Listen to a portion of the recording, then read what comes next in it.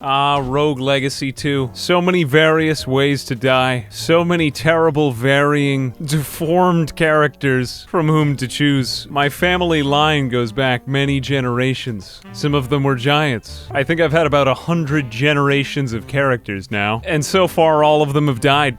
If you've never played Rogue Legacy before, they just came out with a new game with updated graphics and snappier controls, fun animations, violence, and more smashing than before. It's a roguelike with a progressing series of less bad characters. The core mechanic is that you play through generations in a family. In my family, we have a tradition of always getting conned by this man. For hundreds of generations, he has stolen from us. They just introduced a new character, the Ranger, or the Archer. At least it wasn't there in my experience. But I never got very far in the first game anyway, so most of it's still new to me. Now, the Ranger obviously has shooting abilities, but he can also do this, which I'm not sure if everybody knows about, but he can fly. If you just keep shooting his bow, he can fly. So, for this video, I'm gonna see how far I can get into the castle by flying. And hopefully we can unlock as much of the content as possible. Though the game's still in early access, and they haven't fully added everything yet, but it's a good start. Now, normally I don't cover platformers, but I'm actually a massive Metroidvania fan. Beyond that, actually the first Rogue Legacy was the first ever game that I made a Let's Play of. So I'm back at it again. To get the gold, to shoot people bigger than me, to spam cheap tactics against obviously distributed enemies. And there is a good enough variety of rooms to keep you interested right now. The game's still in early access, but this is one of the OGs, and there's so much to come. Now, we should be able to fly through this room.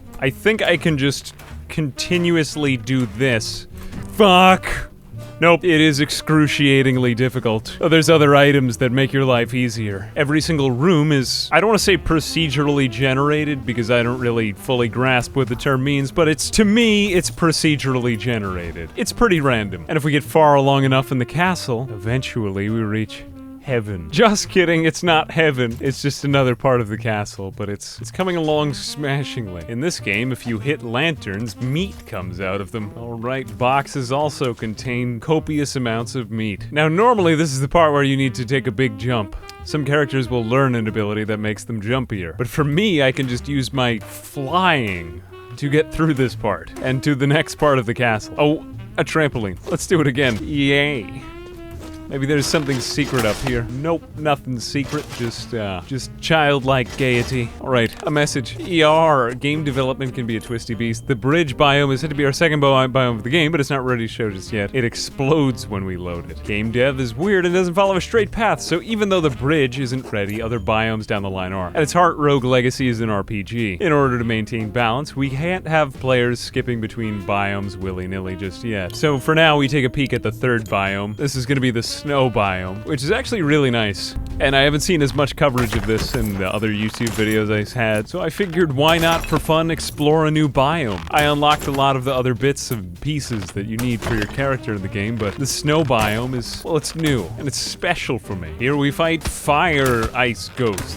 Balls. I haven't even seen this one yet. A wolf who contains money. More hands, and more death. Fuck. If you don't do anything else, you will die a lot. Now, this core mechanic in Rogue Legacy is that you die. You also unlock inbred children with terrible characteristics. For our next generation of character, he has Vertigo. Now, if we do this, we're going to need to play the game upside down, or we could have someone with light sensitivity. But for me, I'm going to play the game in the most difficult way possible. Everything with Vertigo. I'm just going to make my life as unpleasant as possible, because this is how you're supposed to play the game. Now, in return for this terrible life, I'm going to receive 50% extra gold for doing everything upside down, which is extremely disorienting, but also fun. No one will enjoy doing everything upside down, because the core mechanic about Rogue Legacy that I haven't told you is just hard work and suffering. Experiencing everything that your ancestors did to get you into this cruel world. All for some extra money. What a racket. Fortunately, I've practiced enough with the game that I can play in this mode without getting my ass kicked so badly. And as in the original game, we also have horrible powers. Horrible powers we can use used to spam enemies. Rogue Legacy. As in real life, you'll spend most of your life trying to make money and getting beaten up. Rogue Legacy. Rogue Legacy. Everything is a trap. You can never win, but you can teleport, and you can always try again. There are some weird rooms like this one, where you can trade your life for money. After all, that is what most of Rogue Legacy is about, trading your life for money. As it stands right now, many hundreds of generations in my family have traded their lives. This one's a Puritan. Everything is lewd. And like all my barbarian answers, this actually turns the game into The Sims and gives me this cool spin move. Okay, nope. Rogue Legacy 2. Every generation is inbred. This character has chronic fatigue syndrome. So many terrible options. So much time. Meat falls from the ceiling. Gold falls from the lamps. Everything contains meat. Everything is just meat and money and more money. This game has tested my reflexes for a very... Fuck. You will encounter many obstacles. You will usually fail. But here we've discovered one of my favorite parts of the game, and I'm not talking about the treasure.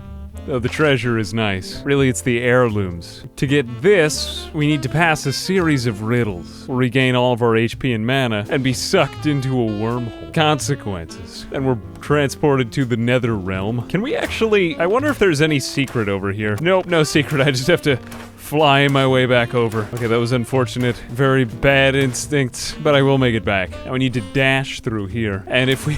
Fortunately, since we're playing as the ranger, if we mess up, we can always just fly. Okay, here we've got more of these people, and these people, and these people. Some sort of hellish ritual. Usually you will fail. Okay, we can just do this.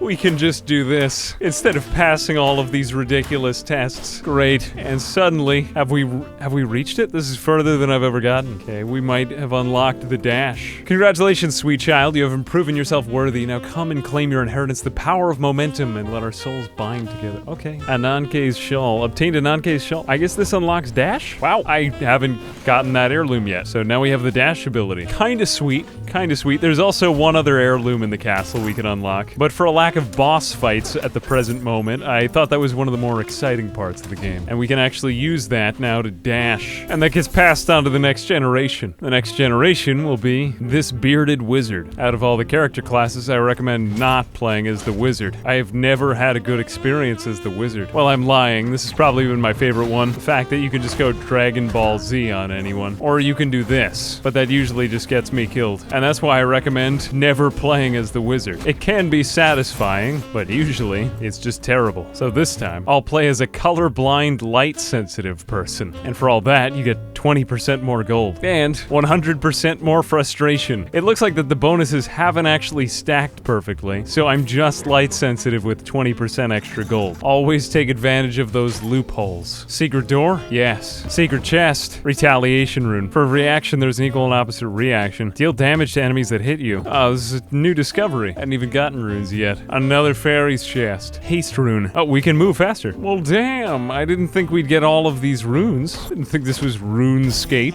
And now the heirloom is all sad and empty. But a productive life is all just so that the next generation can succeed. I'm now going to play as the worst character of all. The vegan and the antiquarian. That's right, a vegan gamer. Raising my gold by 60%, but crippling me with Game Boy graphics. Quite frankly, I love them. As a vegan, however, I can never heal. Eating food hurts me. I actually get hurt from meat, so I just have to hope that I don't find any meat. Gamer vegans, will they ever have a chance? I have to do ridiculous series. No, please use the flight, use the flight. There we go. All for 100 gold. And I think I'm dead now. But ultimately, the main reason I like Rogue Legacy is because it keeps you coming back with a better sense of progression each time. I think that's really all I'm trying to say here, is that it keeps doing the same thing over and over again, original and fun. And back when this game first came out, or the original one, it was one of the first ones to do that. At least in my PC gaming generation. Now we unlock the Sanguine chest and more money, but currently boss rooms are still off limits. As it stands, you can still get pretty damn far in the game, and if you're a fan of the original, I definitely recommend checking this one out. If you don't know about the original, then go check the original one out. You can unlock a lot in this. Each run gets deeper and just a little bit more satisfying, and whether you live or die, the riddles you solve, the farts you achieve, and the doors you unlock will be the real reward here. And no matter how many times you die, the quest is to get farther and farther into the castle. Even if all of your ancestors are dead, like in real life, the goal will always just be to get more money. More and more and more money until eventually you die. Or they update the game more. Anyway, Rogue Legacy has always been one of my favorite titles, especially of the roguelike genre. Maybe because it's so old, maybe because it's like I enjoy Metroidvanias so much, but I'm very glad that the second one is out.